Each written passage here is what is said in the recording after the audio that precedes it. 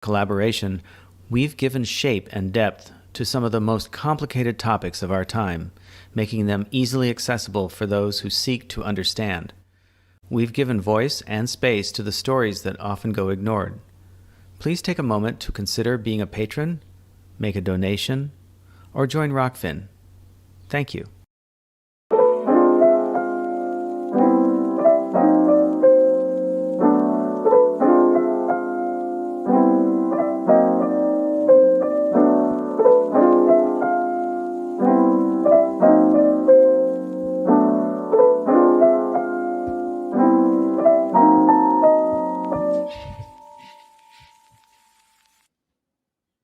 Well, hello. Hello. Hi, how's everyone doing out there? How is everybody today? Yeah, we're yet another episode of our edition of Pullquote. Yep, we're very excited to bring you Hiroyuki Hamada. I think JP wants to do a little intro. Yeah, so we first discovered Hiroyuki Hamada from a quote at the beginning of a Cory Morningstar article called series called "The Manufacturing of Greta Thunberg."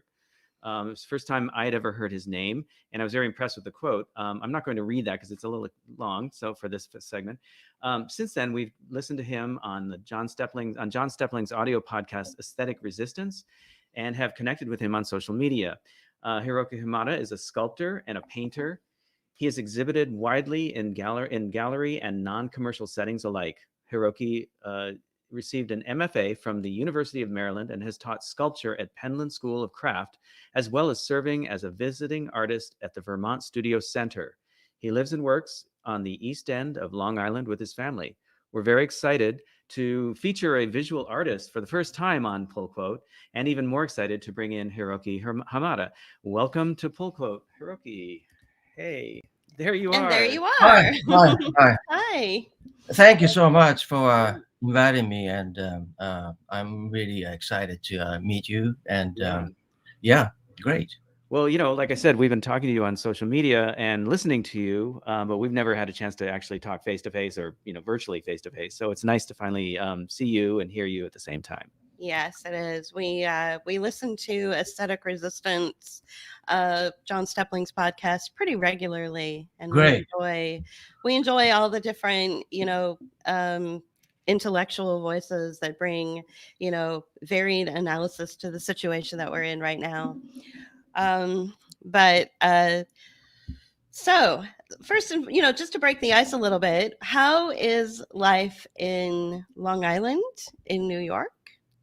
Well, I would say that the situation is sort of mixed, just as in other places, but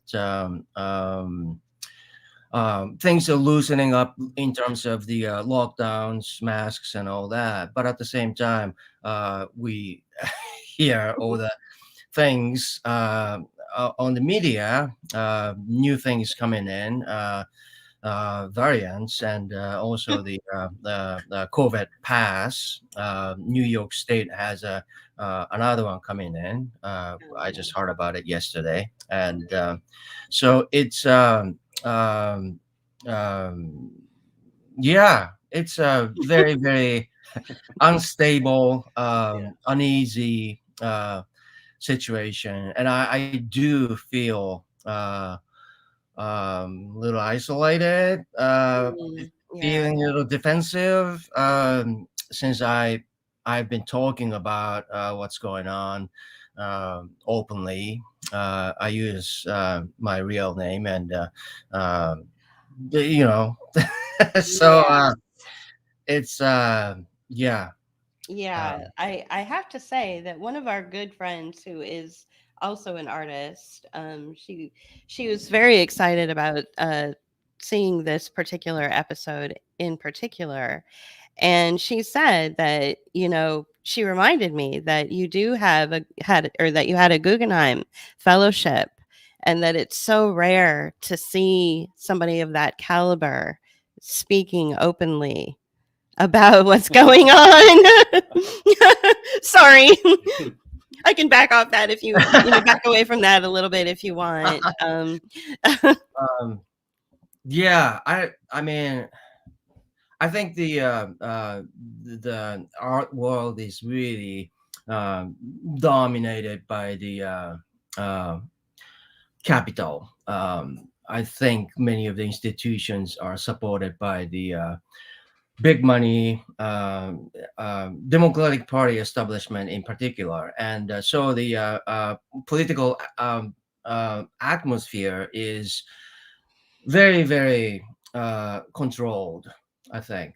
And so it is something you would worry about, and you would feel isolated Yeah. if you have opinions that are different from what you hear on the media. Yeah, that's something that I've heard you mention before, talking about like in your writings that you were beginning to write, and that the art world just didn't care. And when I told that to Julie, she was kind of surprised at that. And I said, no, the art world is like the corporate world. It's very much, it's more about conformity than you might think.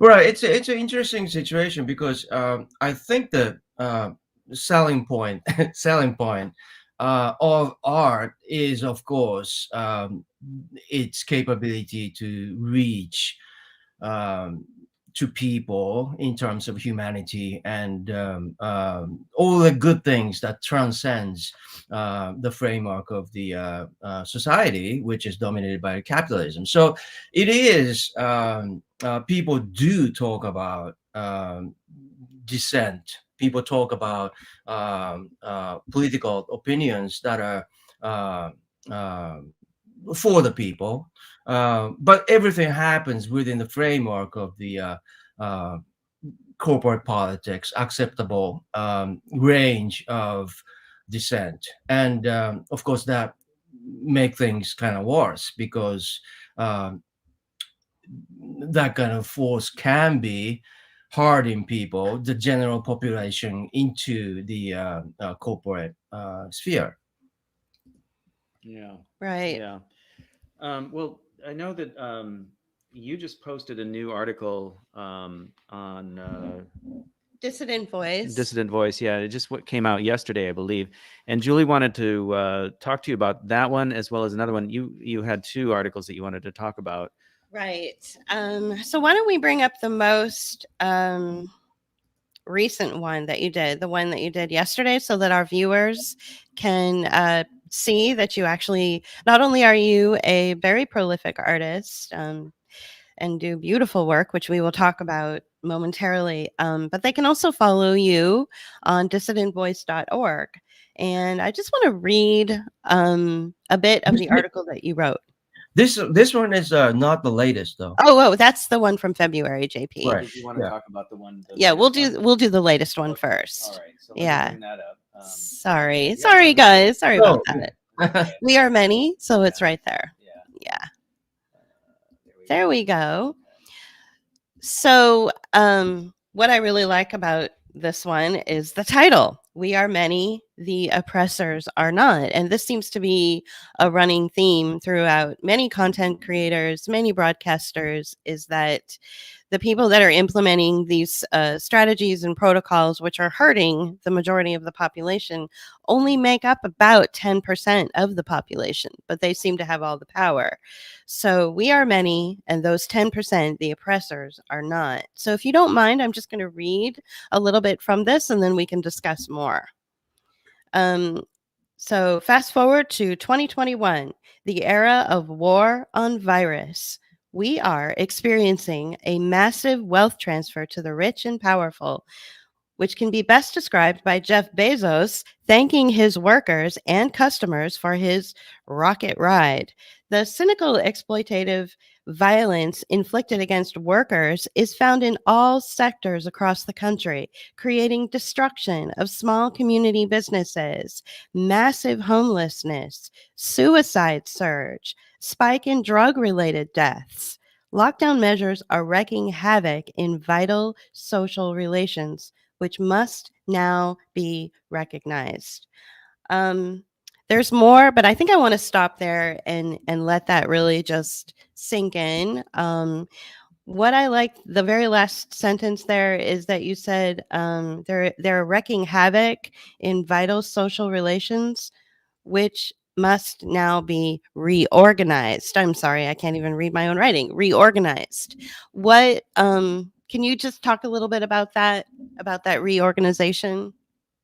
Well, this is something we've seen before. There was an extensive article by Cory Morningstar on the climate change and the dynamics of reorganization, the momentum for green capitalism was cultivated in the name of saving the environment, saving the lives, and so the same thing happened with war on drugs. Um, um, People were told to be scared of minority communities, and that led to um, uh, the proliferation of the prison industry and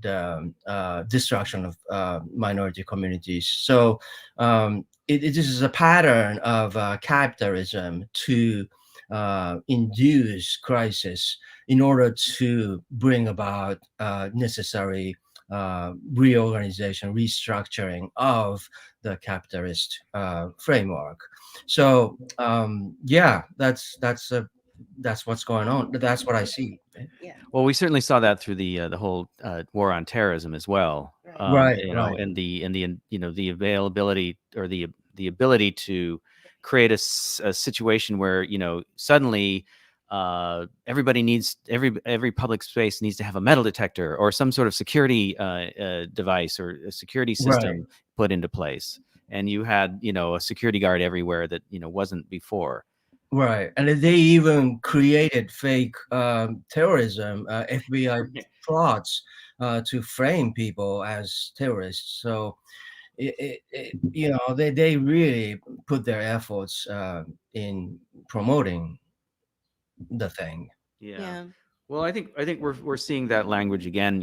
It's all like it's weird because it's like it feels like it's all coming together as a big mixture, right? So Right, terrorism, the talk, the using the word terrorist, using the word, hate speech and white supremacy, right, all kind of convoluted right. and being used to denigrate people who have maybe an opposite opinion or an alternative voice. And painting in with that allows them to, deplatform or vilify or push away and make them basically disappear.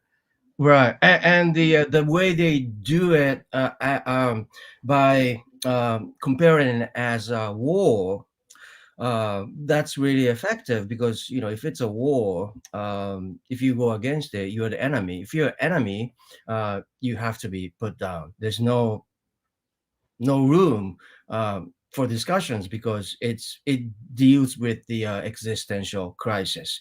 If you don't fight, if you don't win, you're gonna lose, and you're gonna lose. You you die. Right. Basically. So Right. And even if it's a digital death, right, or an online death, we talk Right. about that. Right.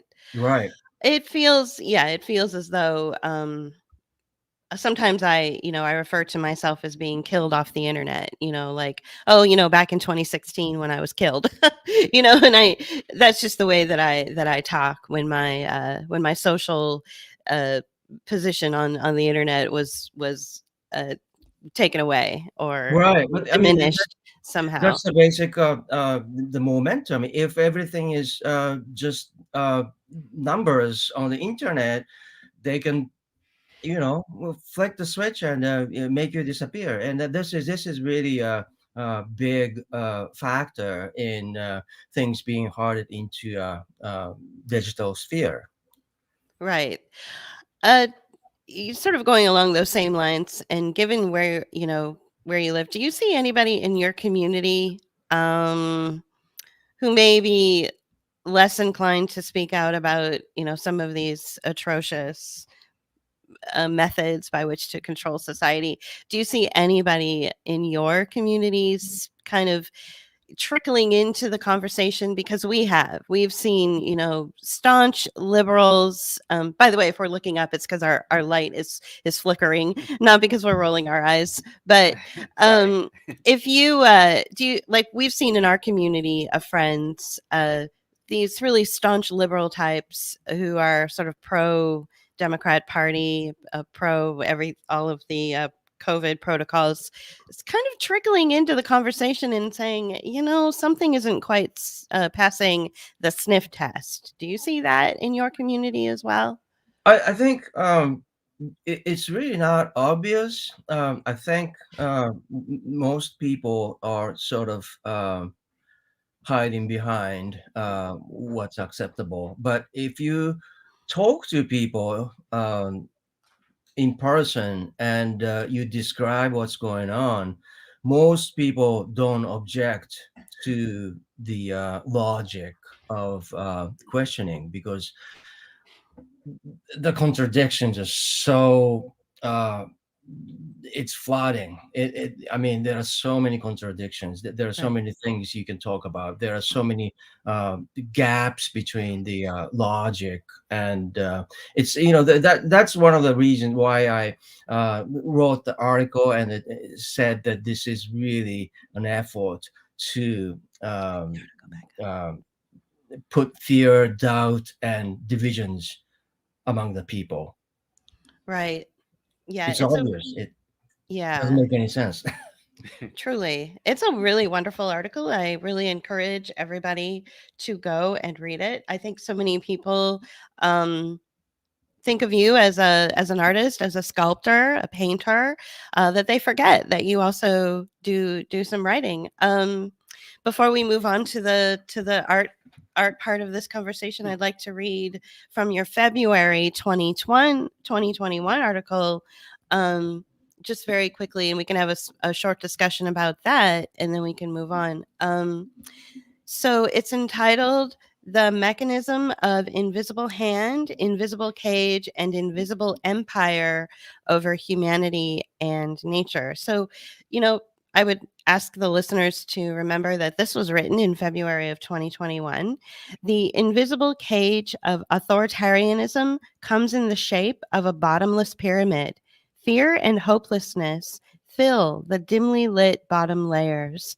Layers and layers separate us, alienate us, and dehumanize us. The pain of others becomes your gain. The power of oppressors becomes your safety. The safety of living in the dangerous imaginations of the kings and queens.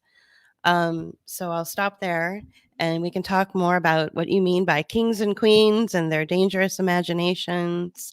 I found that this particular piece was very compelling and almost read like a little story. Well, the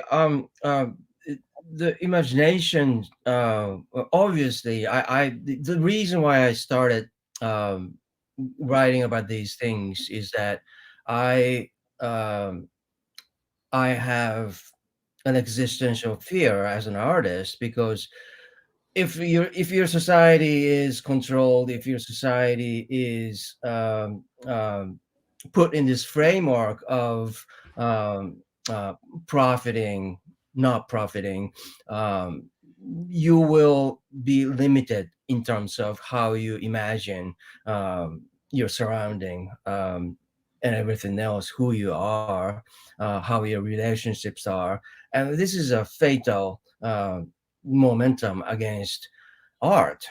Hmm. And so while we are being deprived of ability to imagine and be creative, we have this situation in which all those extremely rich, powerful people who are free to imagine, who are free to come up with all kinds of crazy ideas, with the expense of the people who are being devoured as profit. So that's what I meant by imagination of the kings and queen.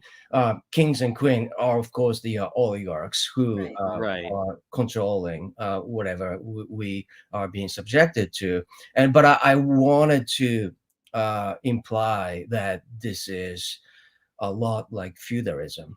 They are not elected leaders, representatives. Many of them are just being good at tricking you, make Yeah. money. Right. So Good I at mean, investing, good at money, right. whatever. Yeah. It's a really, really strange situation. That gives people the power to preside over you, and this is a lot like violent uh, feudalism. Hmm.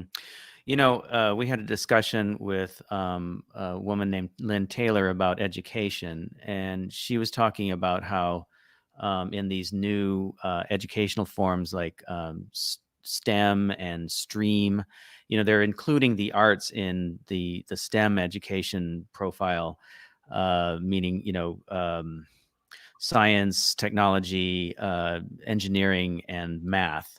They added the arts in there, and the arts, as we discovered, were not what you'd think they would be. And when they are included, it's again, coming back to that idea of conformity, conforming to a specific way of thinking and a specific way of making anything. It's art.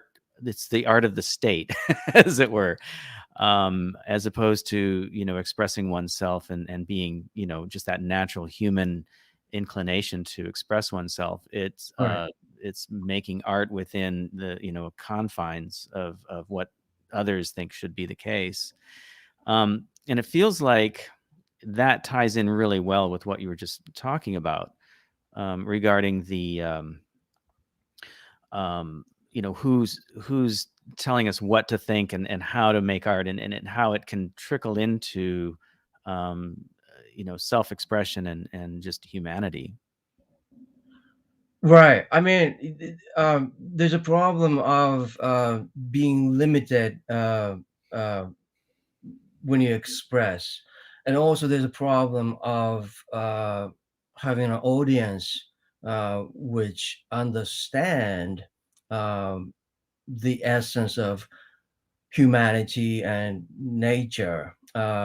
If we are hardened into this domesticated situation, a lot of people regard the cage around us as nature and humanity, and that would make the conversation really hard. That Mhm. would make appreciation of art, appreciation of expression, very, very hard as well. And this also relates to the fact that um, there is an aspect of craft in the art. We explore certain things that are being explored by others. There are techniques involved that are going along with the craft tradition, and there are ways of building on top of what others have achieved, and this is the same in science. This is the same in anything. And when the capital dominates these institutions within their framework, uh, they destroy those things. They monopolize the collective asset, which should be shared by everyone, and they would distort those things as well. So there are many, many ways that are very destructive, I think. Yeah, I think the desire, or the push from toward, like, the idea of celebrity, and the quote unquote genius around the individual who is the celebrated one, whether they're a pop star or an artist, or whatever the case may be, helps also distort that, as opposed to, like what you were saying, the collective, you know building and working from the body of creative works from the world. Right. I mean, there are great painters, great artists, great sculptors, and they should be respected. They should be, Absolutely, yeah. we should share what they can provide. And but what the domination of capitalism does is that it distort those things. It also destroys what's good and what's bad. Good example would be people talked about abstract expressionism as being agent of CIA because they Mhm. were part of the momentum to forward Western ideas, the superiority of Western art. And they did push those things, but at the same time, those uh, some of the works they did, some of the ideas coming out of those people were very, very. Um, uh, uh, I don't have any words for some of the great things they've done. They represent part of the awesomeness of being human. How to be human, how to be part of the nature and be in harmony with what could be possible. And but if you are in this momentum within the capitalist framework, it could go both ways. Those things are all bad. Education is dead. Public education is bad. Police force, they should be all destroyed. And there's a grain of truth, big truth to that. And but at the same time, some of those, I mean, the institutions are part of our society, part of functionality of our society that can make our lives rich and practical. And it's part of the people's interests. And the momentum of what's going on Mhm. help privatization, financialization, and colonization of the institutions as well. So there are many dimensions. It's really hard to approach if we don't have the bigger picture of how things are in terms of the class structure, and also the enormous accumulation of the wealth. I mean, there's no way around that. I mean, we are under the dictatorship of the accumulated capital.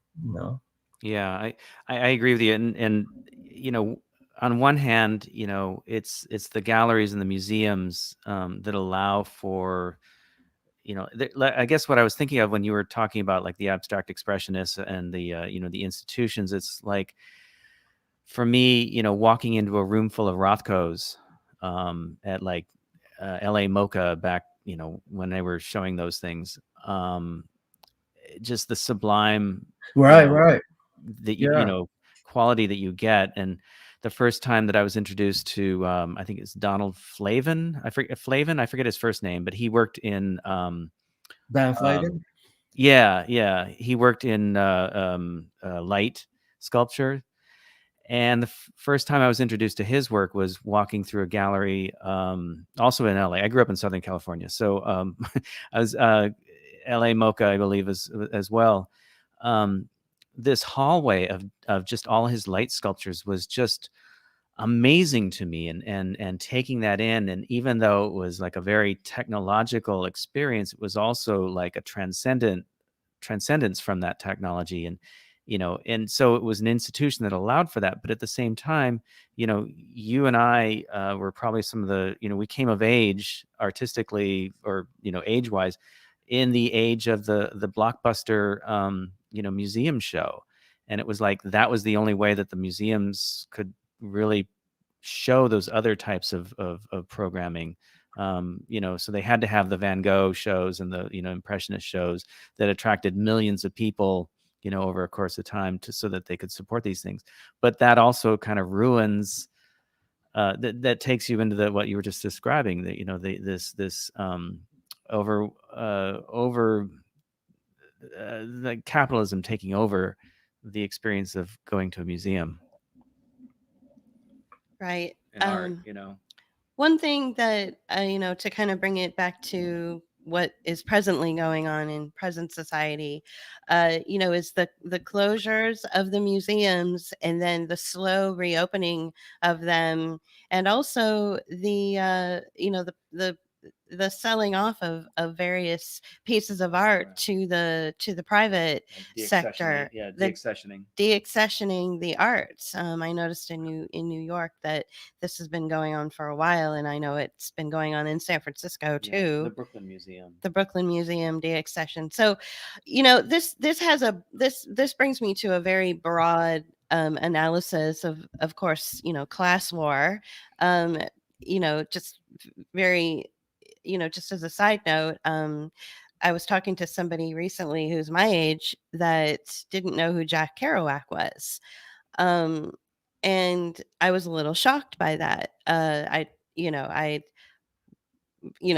thought it was required reading for everybody, of a certain age in the public school system throughout the country, but apparently not. So I'm wondering if that is the standard by which they are going to set, for the rest of the generations to come, where they will not have access to the classics like, Kerouac, or some of even your art, if it will be just relegated to a certain class and the rest of us will just live on, technology or cartoons or something. And it feels like class war is Right. being waged through the arts, is what I'm trying to say.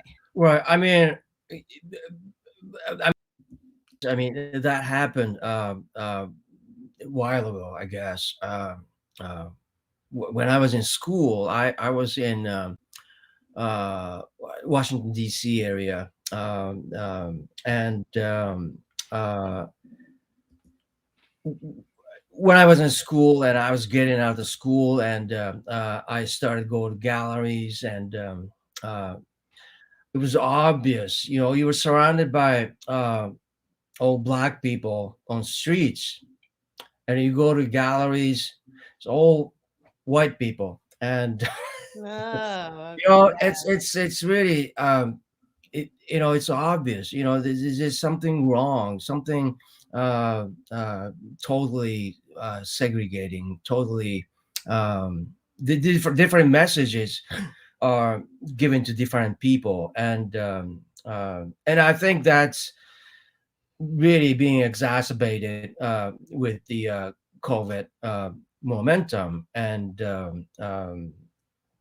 also the how the internet is manipulated. We get different kind of information according to what kind of things you believe. right. If you're following certain corporate party, you get tailored information, and if you're on the other side, you get opposite kind of things, and this creates very, very well packaged divisions that function as domesticated conflict. So it all the frustration and this momentum that should go against the power structure is recycled within the people, and this is really a sad situation.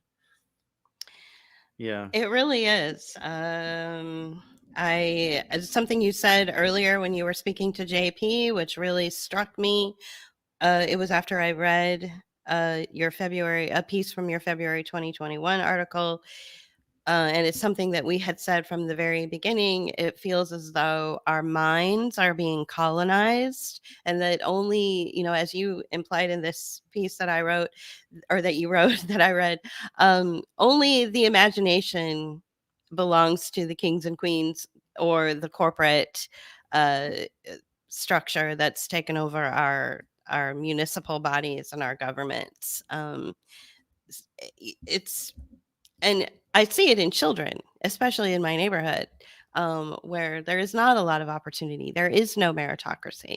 I don't see them, you know, able to have the opportunity to let their imaginations fly the way I did, growing up, and you did, I'm sure.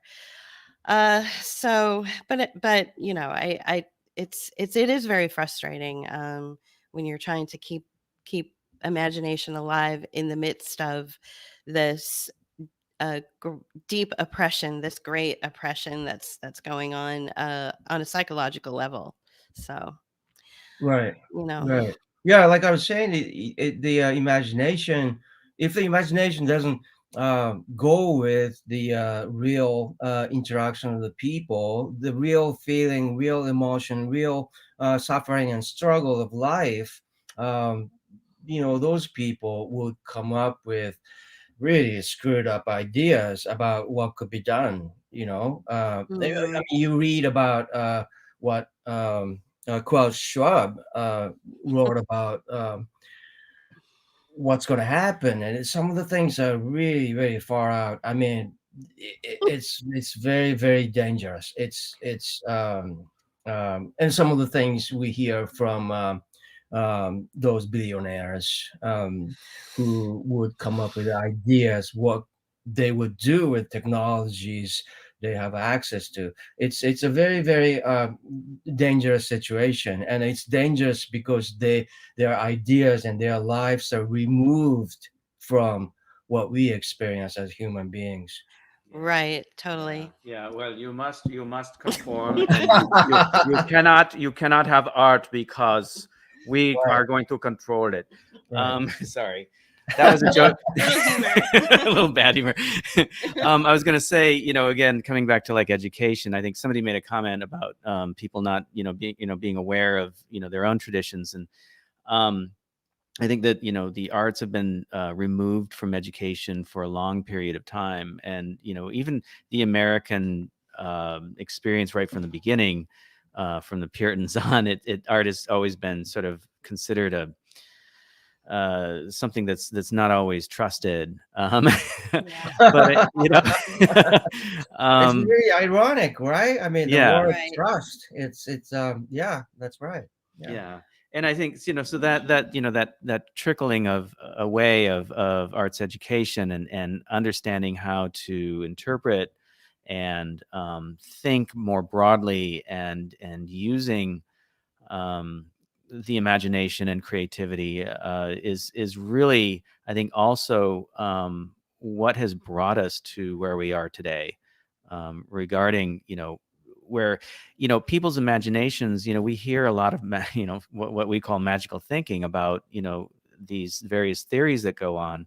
Mhm. Certainly, we speculate all the time about things, but we root it in experience and our intuition. But we hear some crazy stuff coming from people, and I think that a lot of it has to do with just people don't have an outlet for creativity, for imagination, that that's been sanctioned or unsanctioned, just because I feel like it's been bred out of the American public, or the world public for that matter. Right. Um, well, let's let's transition into some of your artwork. JP has captured some of the pieces that you've done, and we'd love to talk a little bit about that. Um, Sure. let's bring it up. Sure. Well, before I bring something up, I just wanted to, talk first about your materials. All right. You know, I like that you use both industrial and artistic or art materials.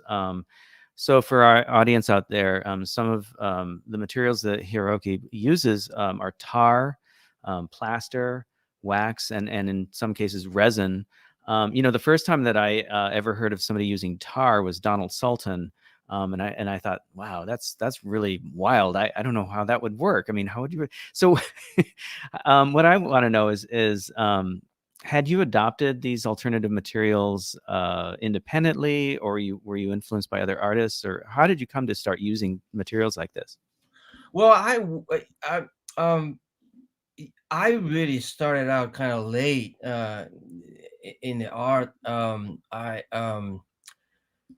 What motivated me was um, I came to the States when I was 18 or so, and I learned English. And then after that, I went to community college. And one of the art teachers reminded me of my childhood. I really liked making things. I would draw, and I would be stuck in my room making things hours and hours, beside going out.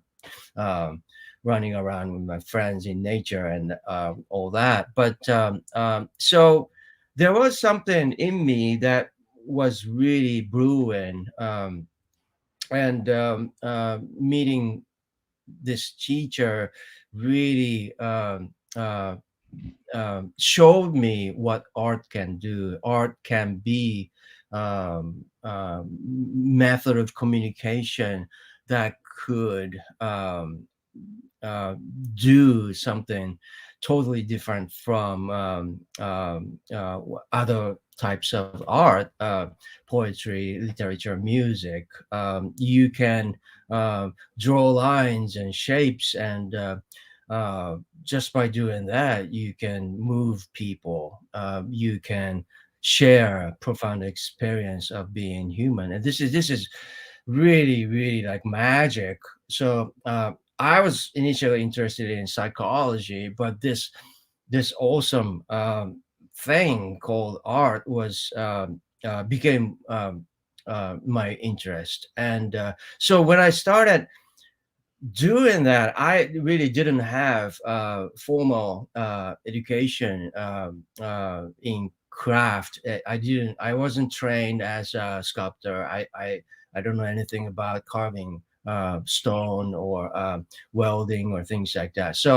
Um, so drawing was my passion at first, and that became painting. I started to use paint. In school, I went to graduate school because that was I didn't have any family members who uh, became artists, so I had no idea. So what are you gonna do? You want to pursue art? Oh, okay. So I go to school.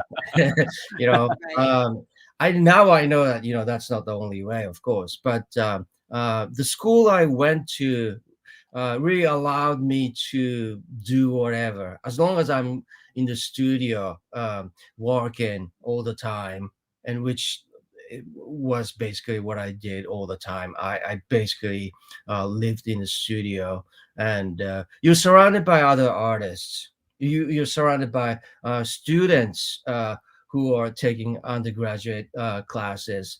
So you're in this environment where things are happening. Your friend might be experimenting with certain kind of paint, and you hear that you can use this or that, uh, and many of the things are readily available things from hardware store. The roofing tar would be one of the things. Plaster, which is great material, very, very easy to work with, very, very flexible, inexpensive, and you can do so many different things. So that's how I kind of started doing things, and one thing leads to another. And so one thing that people don't understand is that what would inspire you as an artist, what inspire you as an artist is what's going on around you in your Mm. studio. Because if you're interested in making things, if you're interested in what happens with certain materials, those things are crazy. Those things can really, really open your eyes and keep it going. And in my case, I felt it's okay to spend my life doing that. So that's what's been happening, I think. Yeah, and I know that you use a lot of, well, oftentimes you'll use found objects, and I appreciate that too. I love using found objects. One time I did a self portrait painting using a piece of wire fence, the chain link fence Right. on a piece of like wallboard. The thing was like super heavy, so I didn't keep it around very long. But you know, you play with these things and learn how these other objects can be incorporated into your expression. Right, right. I mean, I found the objects. It took a while. I started out as a painter, basically drawing, painting, and then I started to make sculptures. And um, I initially I was not really using too many found objects. I felt that those things have their own stories, and incorporating that into what I do, I think I had to be a little eh, conf. I needed to be confident in how I see and how I feel about materials and um, what happens with the interactions among the materials. And found objects are really interesting. They have their own history. They have their own dynamics, and you feel something in it, and you take that as a starting point, and you develop something on top of it. It's something I enjoy doing. Good. Yeah, I have to Yeah. to share this screen. I have to bring it up because there's this one piece that I saw. That we Uh, really like. yeah, let's Is see. it number Yeah, 83? 83. Yeah. Okay, there it is. Yeah. Yeah. Um, let me bring that up. So Okay. there you go. Talk So about this one. Talk about this one. This one is this one's actually almost entirely a found object. I picked up this piece of something on a beach, and I had it in my studio for 3 years or so, mhm. and it took me that long to see it, see how to see it, how to feel it, and then what I only thing I did was put that black dot there. It's a resin embedded in the piece, and that was all I did. So it's an interesting thing. It's a We love the it. yeah, the manual labor only took a couple days, but it took a few years to grasp what the elements are doing, what the dynamic is, and understand what it needs to be clarified. Uh, I found it very whimsical. I liked it. right. It I felt always like. very sweet. Right.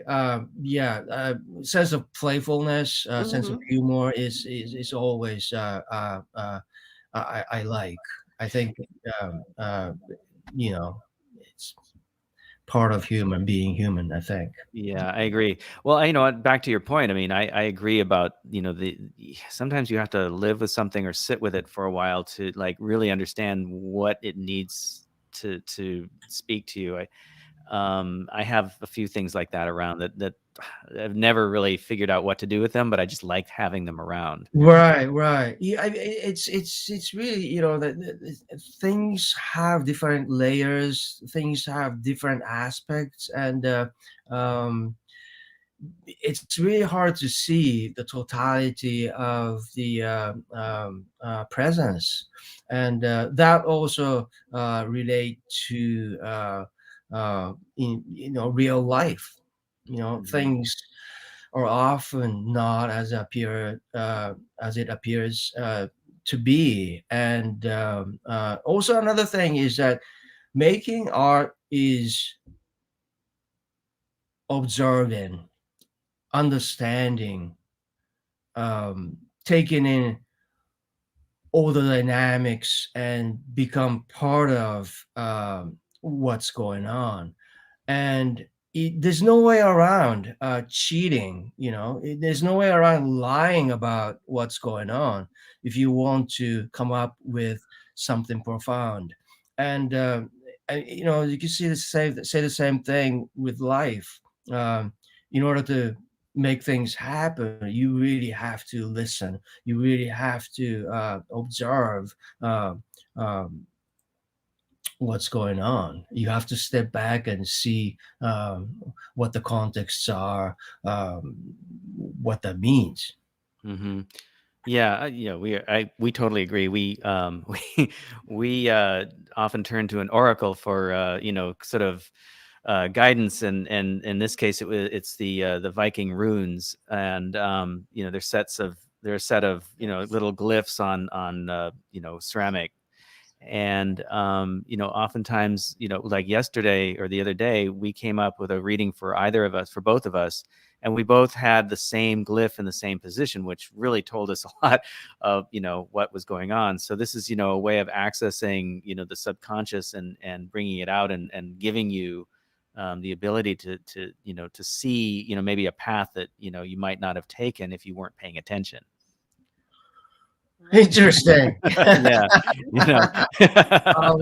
Yeah, but I mean, being artist is really strange. Like I would be really I try to be objective. I try to rely on what I can see, but at the same time, there's a superstitial aspect to it. I believe that everything counts, and um, everything, like, I would see something uh, in the studio, and I don't see it as an accident. I, you know, Okay, Right. I good. Yeah. see it as, it's meant to be. There's a Mhm. reason why I noticed this, and there's a reason why I walked on that, and there's a reason why I spilled paint. I Um, know. I it's always, really strange. Yeah. So I yeah. understand that kind of things. Yeah, I always got annoyed when people would say happy accidents, because I just never believed in that. Right, Um, right, right. well, I want to talk about, I got this quote here about painting, about your painting, and I want to read, it's part of it, but and then I want to get your idea, get an idea of like how you approach your work. But first, let me read this. The process of making paintings can be faster than, for example, the building process of a sculpture, more flexible, and it can allow spontaneous happenings and development of visual narratives, which can lead to a glimpse of depth and the richness of who we really are. But I'm also rediscovering how draining and strenuous the process can be. It is the process of dropping all my daily concerns and opening all my antennas to feel beyond my ordinary spheres and gaze back into myself, all the while putting my faith in the most fruitless struggle of digging and building toward the rare confrontation with the moment of a resolution. That's pretty intense. Wow. Is that what it's like for you? Like, really, like, is it that intense every time you make a painting, or does it come and go? Uh, well, things don't happen very often. Most of the time, I would do things, and I would see uh, possible next step. And but sometimes there are moments that are just uh, out of this world. Everything just disappears around me, and it's just my work and myself, and nothing else matter. It's just this pure joy of being.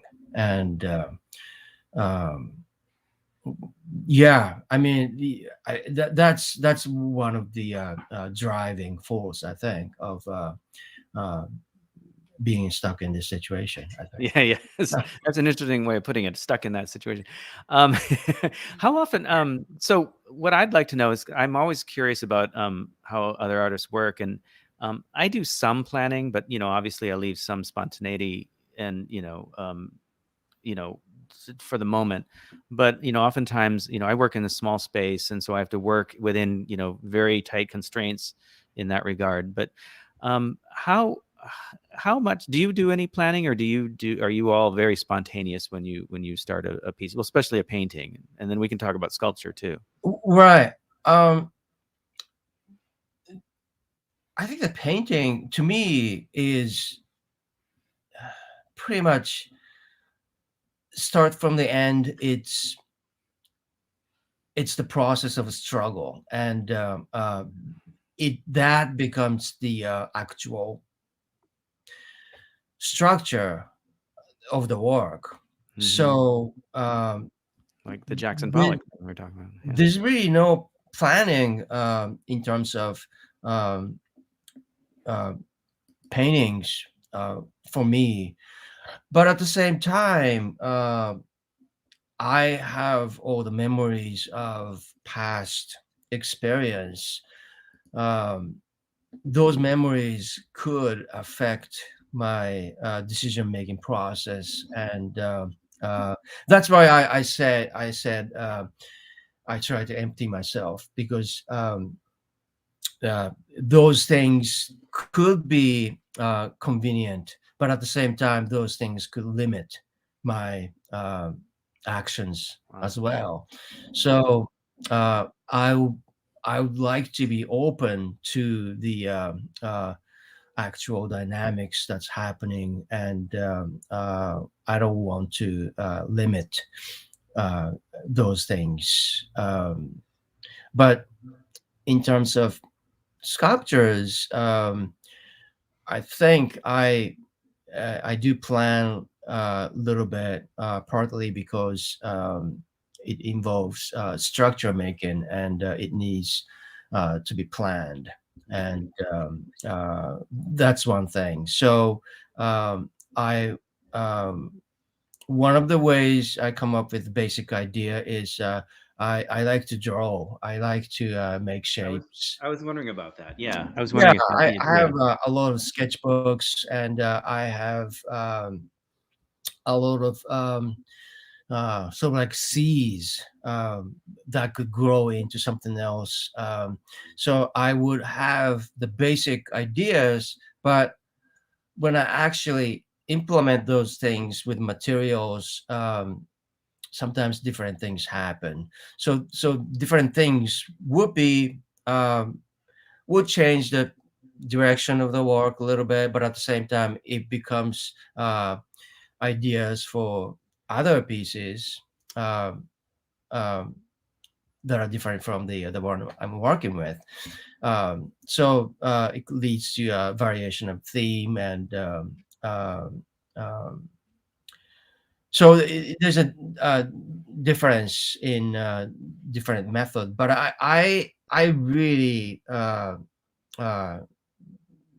leave things to spontaneous um, happenings. Um, I think working with material reality is important. I don't just come up with ideas in my head and implement whatever. It needs to follow actual dynamics, and that makes it authentic, and uh, also profound, I think. And I think it's the same with writing as well. You know, it's writing is the construction of ideas with words. The way you put together words um, um, is how you build it, and um, so yeah, I kind of share uh, the same idea and approach in my writing. I don't really have like I don't come up with outline uh, of the work. I would just start laying things down and see how things develop. And uh, uh, a lot of the times I find out um, what's important and what's not by actually putting together the ideas and running through the dynamics of the interactions. Yeah. You had a question. Oh, I just wanted to tell you that, as you're talking a little bit about sculpture, the first time that I had ever sort of been introduced to you was through this sculpture, number 63. Um, and I just want to make sure it's on the screen. Is it on the screen? Oh, good. Yeah. So this is number 63, one of your sculptures. And I actually wrote a little poem about it. But Oh, a long time ago, back in it looks like September 11th, 2019. So before the national emergency was declared and everything, I wrote just a simple, sweet little poem about this. But I was wondering, there's like a whole series of sculptures that you did that look like space stations. They have like a kind of like a space theme going on. Did you mean to do that? There's another one that looks kind of like a rocket. yeah, I don't know. I don't know. Maybe it's the Yeah. Well, I noticed that as well, and um, in regard to like texture, I was going to ask you about that is next, that next, but like what I really appreciated about this series of sculptures, particularly was that they looked both smooth and Right. industrial, but at the same time organic and like worn, right? Right. Like there was a quality of being in the world for a while, and that patina that only things can attain through age. Right. right. I think you know what? I don't really analyze what I do. I Okay. try to be kind of neutral. I try to be guided by my gut feeling, so to speak. And but I know what you're talking about, and my guess is it's probably something to do with sense of time and space. Maybe those qualities express um, sense of time passing, connection to the past, and also the future. If you're referring to spaceship and all that, but I don't really know. I don't. Yeah. It's really, Yeah. yeah. Yeah. Um No, that's cool. Because we we didn't want to, presume that that's where you were coming from, but it certainly, it's almost, it reminded me a little bit of like Star Wars, Mhm. in that sense, especially the color schemes and things. And the shapes, Mm. Yeah. um like it could be used for a model for, for a set, for a science fiction set or something. Is there something else that you wanted to read? Well, yeah, actually, I wanted to talk to you about the utility banquet show that was put up, that was curated, that had to do. It was an interesting show because I felt like it was a show that had to do with as much about your technique as it was about your art, and so I'll bring up an image here for the audience. This is Hiroki's Oh, Oh, workstation of drills. So you were saying that you paint with drills, and I thought, well, that's interesting. What does that mean? And then as I read, I understood, and I noticed the way that you worked some of your pieces, and I thought, wow, he must use like a drill or a drill bit or different things to achieve that. I'll take that down and let you. We can look at some of the effects that he gets with the drill. right. That. Um, Yeah. this is the piece, and then this is the detail right. of the piece. So I'm very fascinated with this. Tell us, like maybe how you got into this and where it and how it went to where it was, and then are you still working that way? Well, this is the thing I was talking about. Basically, well, I when I started to do sculptures, moving away from paintings, I started to make um, holes in the paintings, and initially, I think I was frustrated. I banged on it or something. I made a hole, and it worked pretty well for the piece. And then I started use a drill. I started to use tools to make holes that are a little more controlled. Um, and then I noticed that I could have different tools to make holes, and I got 2 drills, 3 drills, and then I had to have a system to organize everything. So it's sort of like a dentist. You have all kinds of mark making tools that are in one place, and it's in one place, it's organized, so you could interact with the setup intuitively. You can work with it even without even looking at it. You stand in front of the painting, and you have this setup on the side, and you reach to the tool, and you can just make mark. And that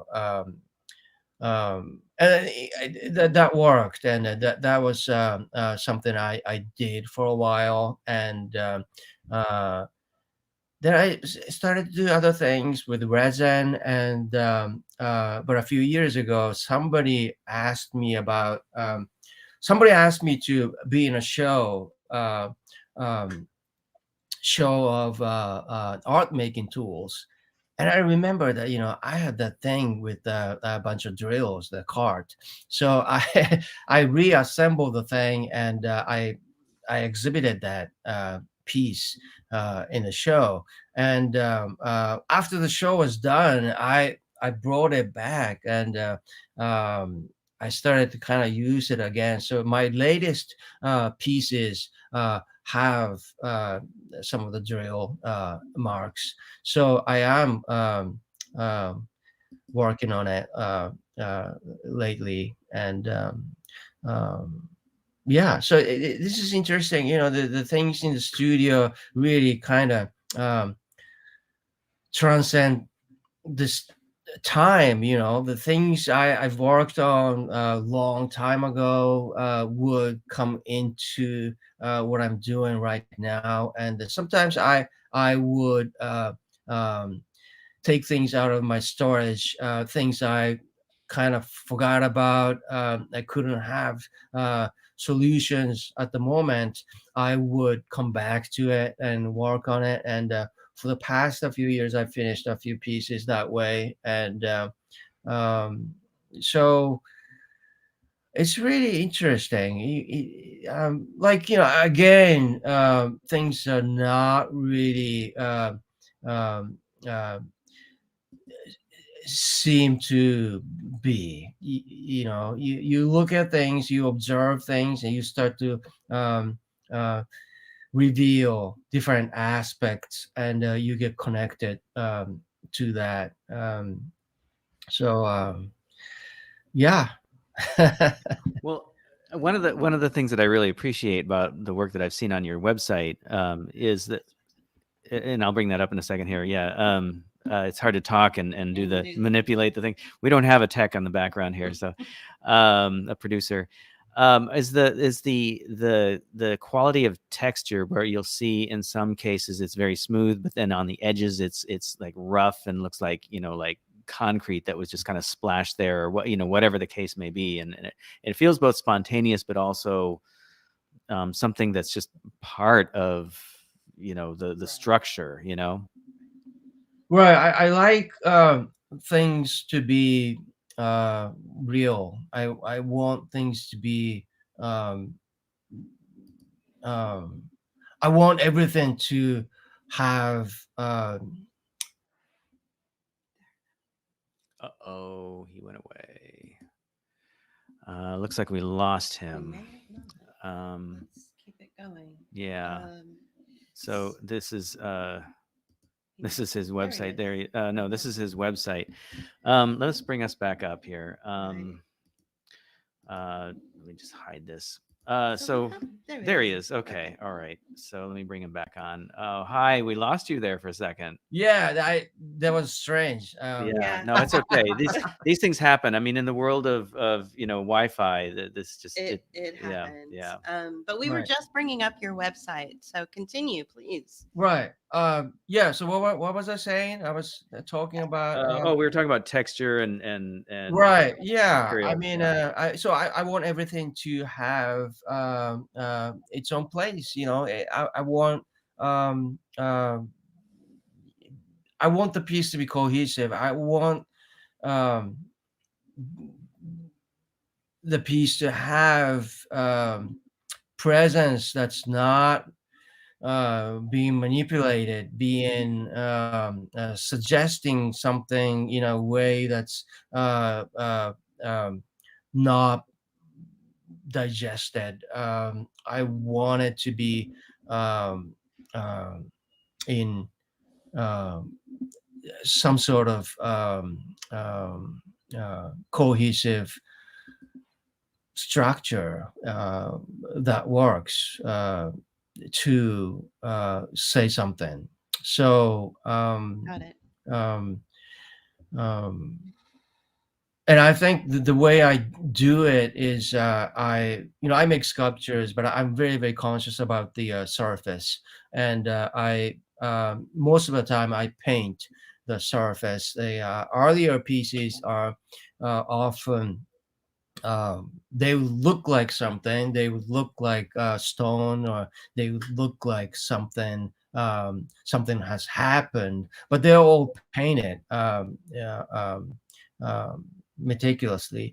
So I want uh, um, I want it to be clear. I don't know if I'm making any sense.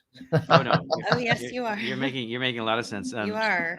One of the It's Especially really to hard to men. talk Yeah. about this. It's well, one of the things, this piece here, let's see, this one, it looks to me like, there's staples, like he used, like staple gun to like sort of make these cross hatches around the edges. But, I mean, I'm just assuming that that's what the case may be. I don't have a detail of that area, but right. That is.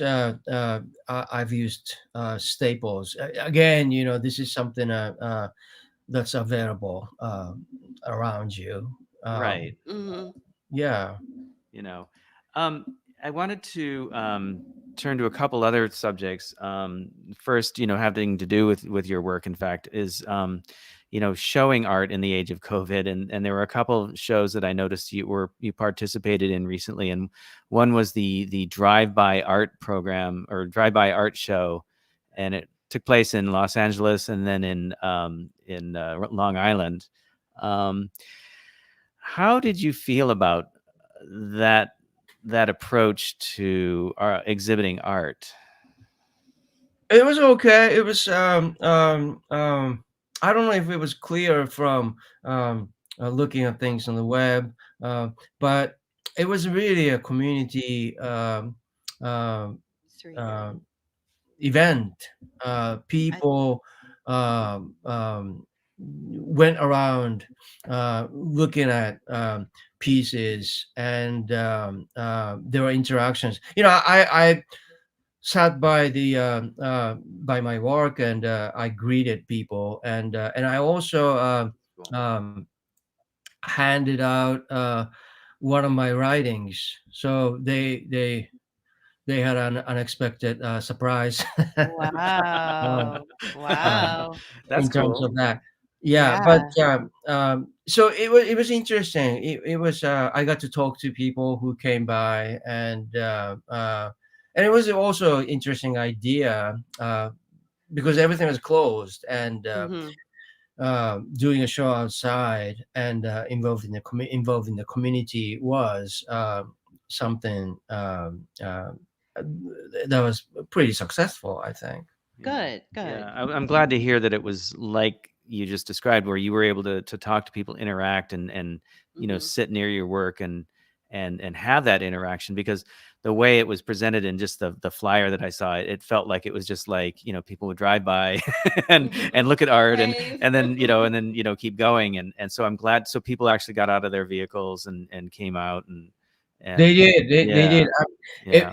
But that was just my case. I wanted to make it that way, and I don't even know if that was appropriate for the purpose of the Yeah. event. I'm not really the one who organized it, so I don't really know. I don't even know that they would approve of what I've written and uh, handed out. Hopefully you'll get asked back to show again. I'm sure you will. Yeah, that's always that's always a thing. But Yeah. Well, what there was another show, and it was at a beautiful little space. It was called the T Space Rhinebeck Show, So right? nice. and I don't have the pictures up real handy, but It's on your I think it's on your Facebook it's on, page. or it's Yeah. on the website It's on too. the But website. it's on the Yeah. website too. But what I was curious about, is it's a little jewel box of a space. It looks like, it looks kind of small, very white cube oriented, but as the gallery goes. But was that a virtual show as well? Well, we did hang the show, and it was very interesting. The space was located in this woods, and Mhm. um, it was meant as a gallery space, and it uses outside light, which moves as the day goes by. So, you could see shadows of trees inside. You have strong light. You have cloudy day. You have totally diffused light. And so it really involves the space with the natural setting. And Sure. um, so we really enjoyed hanging the show.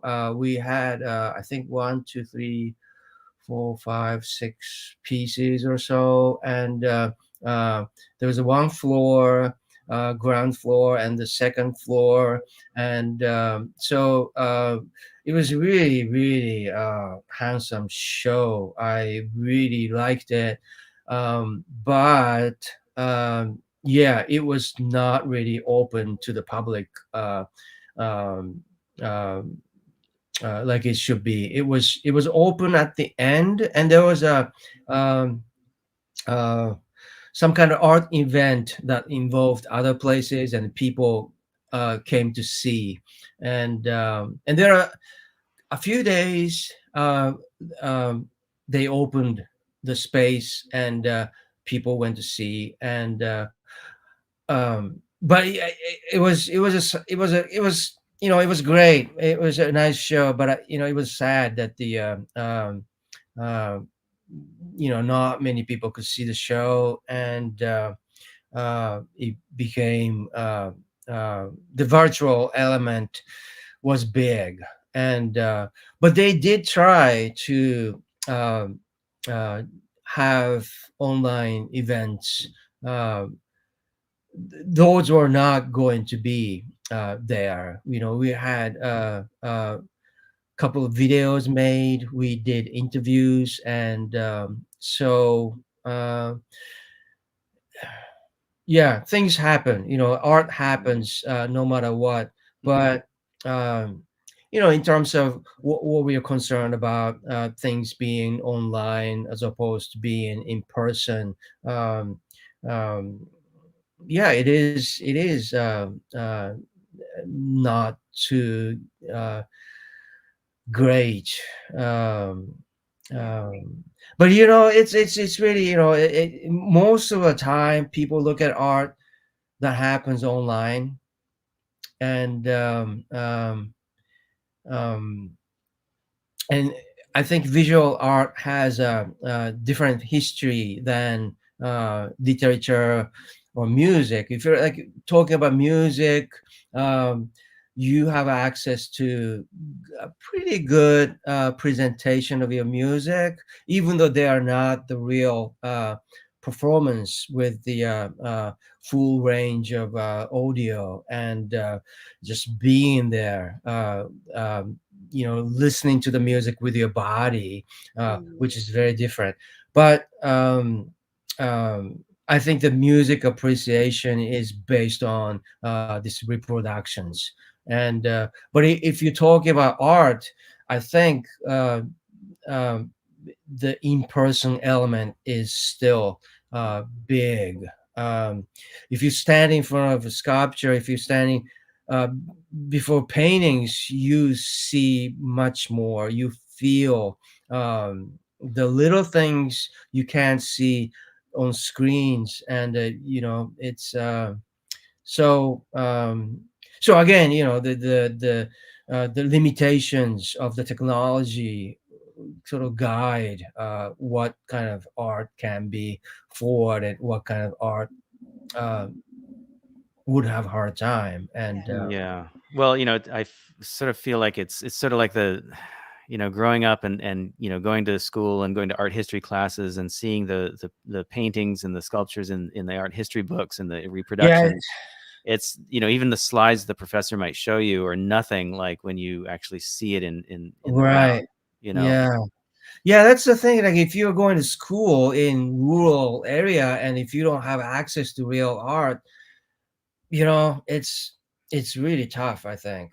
Right. Yeah. A Yeah. lot of my experience with enjoying art is the way the museum curates it. So if it's a large exhibit, each room will tell a story, and then you go transition into another room, and it continues the artist's journey until you get to like the third or the fourth room, and so there's a completeness about it that if you're just online, you're going to miss that trend. That I'm sorry. No, yeah, it's Yeah. sort of transcendent, right? Okay. It's you're going through different ages and different emotional places that the artist is, and the museum, the curators are really aware of that because they all, have art degrees and they all understand, the artist mind, so they curate the pieces to that, and so you that experience gets totally removed when you're just online or looking at your phone or even through a book, it's not the same. And so I just feel really passionate about making sure that that is that kind of information is translated out to people, so that if they do just say, oh, I'll just sign up for the streaming, for the streaming performance or for the streaming showing of the art piece, it's no big deal. It's like, no, it is a big deal. You're missing so much more by just capitulating to the technology. That's what Right, I feel. right. Yeah, I mean, and also that kind of momentum encourages certain kind of art, and the kind of art that involves actual experience might get truncated in the art world, because you won't be able to express that through screens. So yeah, again, it's a Yeah. difficult problem. Yeah. Well, I think also the space also informs as much as the interpretation of the curator. I think the space informs it. I think I can show some of this from your site. Let's see.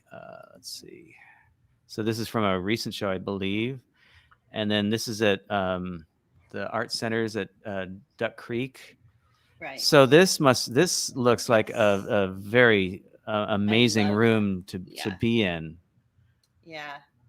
Right. This is actually in my neighborhood, and it's a big barn that used to be used as an artist studio. One of the abstract expressionist artists, and the local people converted into an art center, and this is an unusual space.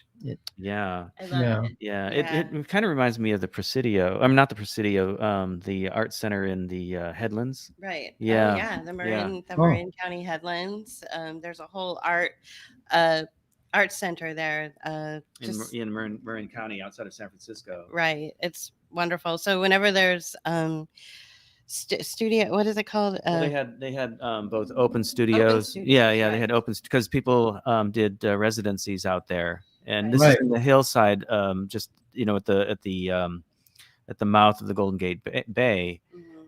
and it was an old army base, Mm. and some of the space is really raw, and it really this sort of reminds me of that, where the space is there as is, and the art and the making of art is almost part of that space. It's really a wonderful exchange of I just feeling, I guess. Right. So we are, heading into the 90-minute mark, and I wanted to, I don't know if you can bring it up, but I wanted to just very quickly, we're avid gardeners over here, mostly JP. We eat out of our gardens, or, that's how we get our produce. And I Nice. know that you were doing something about edible weeds or something. Well, Let's see if we can I've find been it. doing my garden, and I've noticed that some of the weed I have are edible. You can actually There we go. eat them. And local farm stand had a section with some of the things I find in my garden, and so a few years ago, I started to kind of leave them uh, if I see them, and they are taking off, and Good. I can actually pick them. This year, one of the patch kind of became the space for that. The one you're looking at is lamb's quarter, and this is um, uh, it tastes like spinach, but um, what you do is what I do is I just pick the tip, the soft part, and uh, I can get quite a bit every week, and so I would boil it, and I would squeeze it out, and I would use it for different things. The latest one I did was um, we made Chinese dumplings, and I mixed that with mushrooms and garlic, onion, shrimps, Ooh, and things like that, and it was really really good. So that's That's that's great. that is so Well, good. I we have a lot of course dandelion, and I've pulled those out to use for salad before, although you're a little reluctant sometimes for that. Sometimes. Yeah. But we have also lots and lots of purslane, right. That's nice. and That's I nice. have yet to try that. I've been pulling it out, and I knew it was edible, but I'm still kind of like, not there yet. Maybe I have we I guess it's sort of like watercress. I don't know. Yeah. But It's, we also it, have it has a little bit of a lemon really, flavor. yeah. Yeah.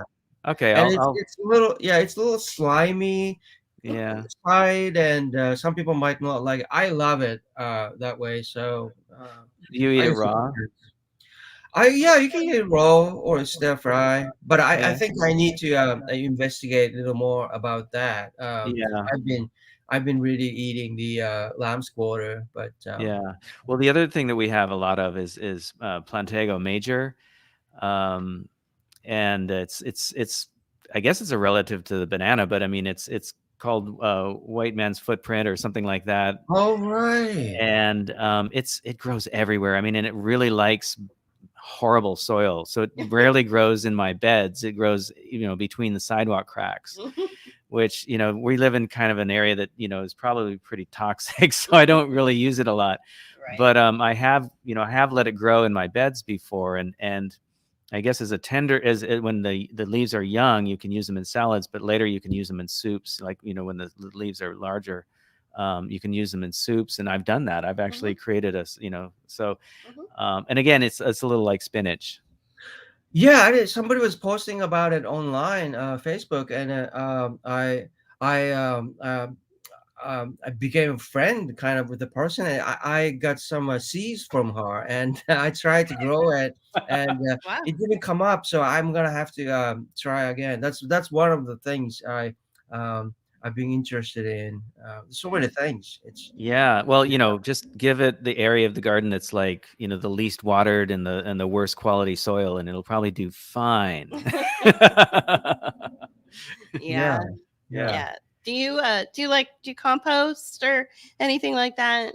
Well, I've been composting, and I think this year I've been kind of becoming more serious about actually doing good job, because I noticed that the composted well, the compost and the garden that used my compost wasn't doing that well. So I'm guessing that there is something I'm not doing it right. So I've been Hmm. yeah, I've been mixing more. I've been watering the pile more, and I've Mm. been watching the content.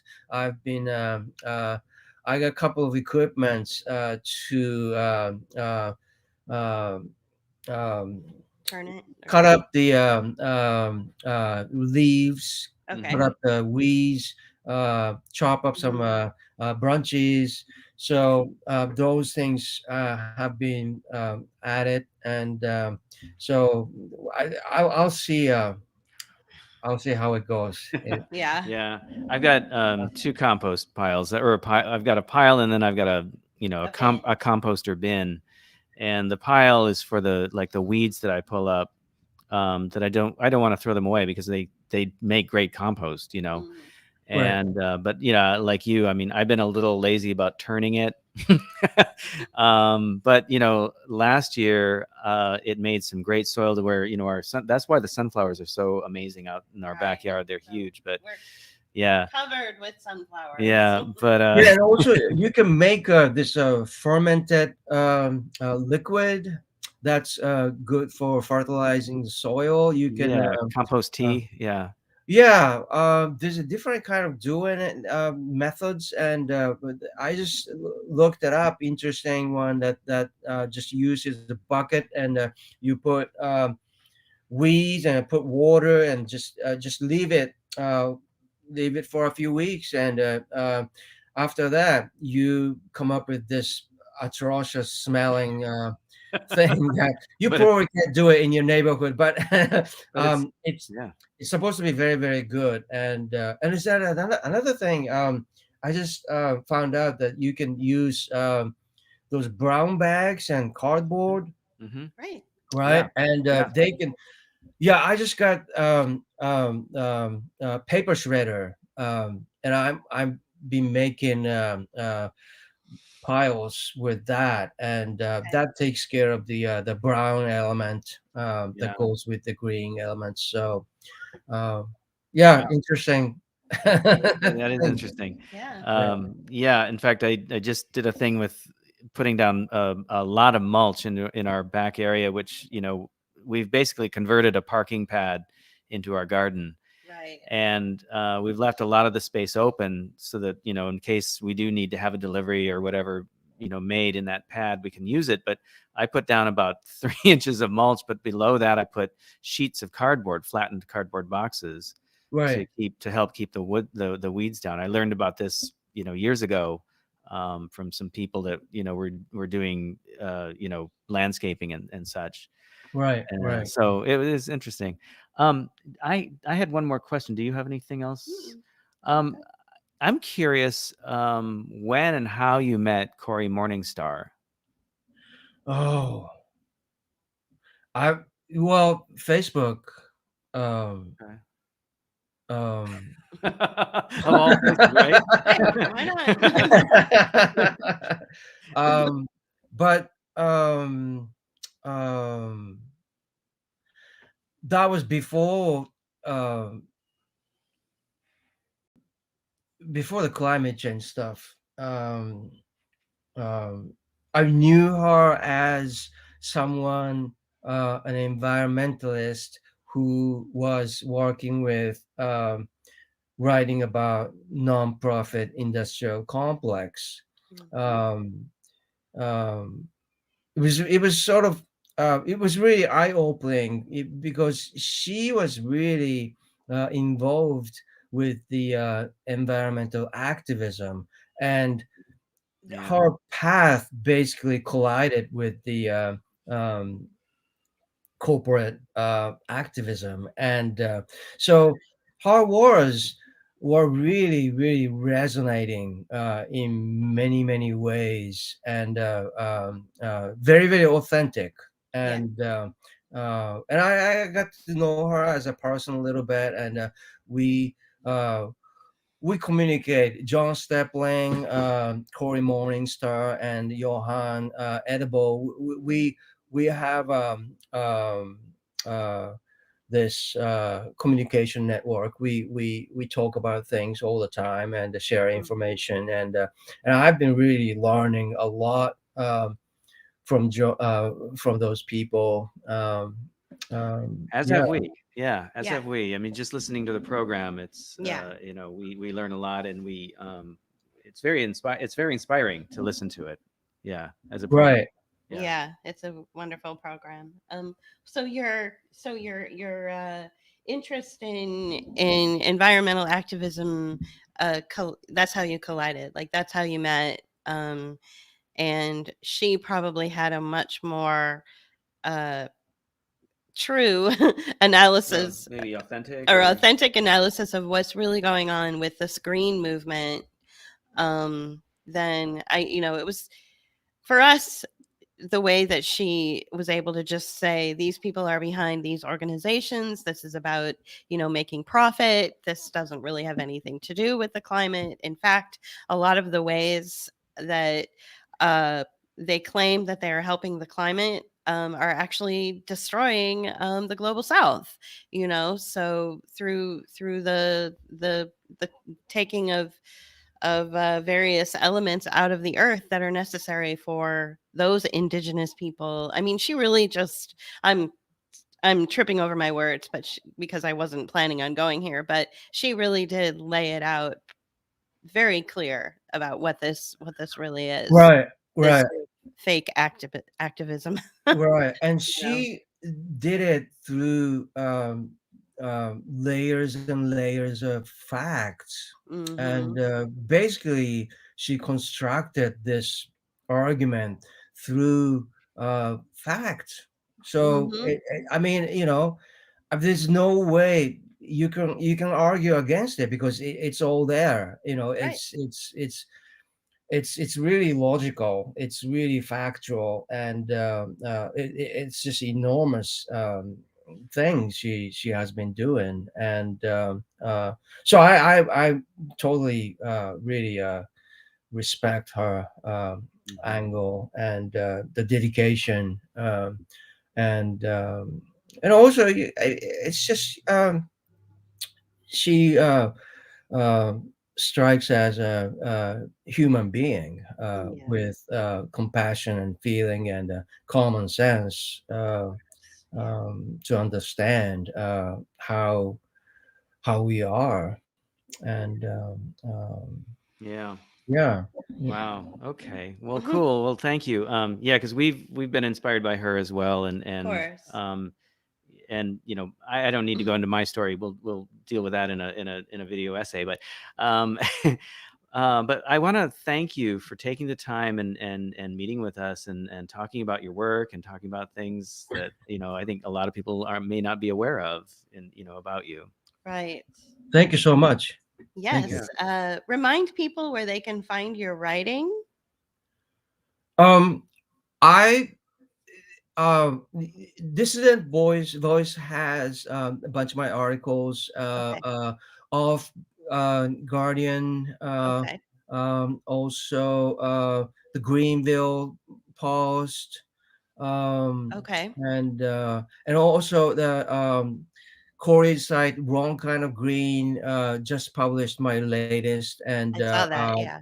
yeah, I'm so happy Yeah, we are to be too. Yeah. on her site. So and I used to write for Counterpunch. That was before. Right. And Yeah. what else? Um, my recent ones have been published by this German um, site called Rubicon, I guess. Okay. So for German speaking audience, Okay. that's something. So All right. Well, we'll post most, if not all, those links on our show notes later. I think we at least have your website on the show notes right now, Right. and that's hirokihamada.com. Um, the space that I was referring to earlier in the one show, that the T space, I believe that's on your blog on your website. it might. Yeah, I think It, that's where I yeah. saw it. So yeah, Okay. yeah. So for those of you who want to see those images that I didn't get a chance to bring those up before the show, but yeah, those are on the blog, I believe. So just look for that there.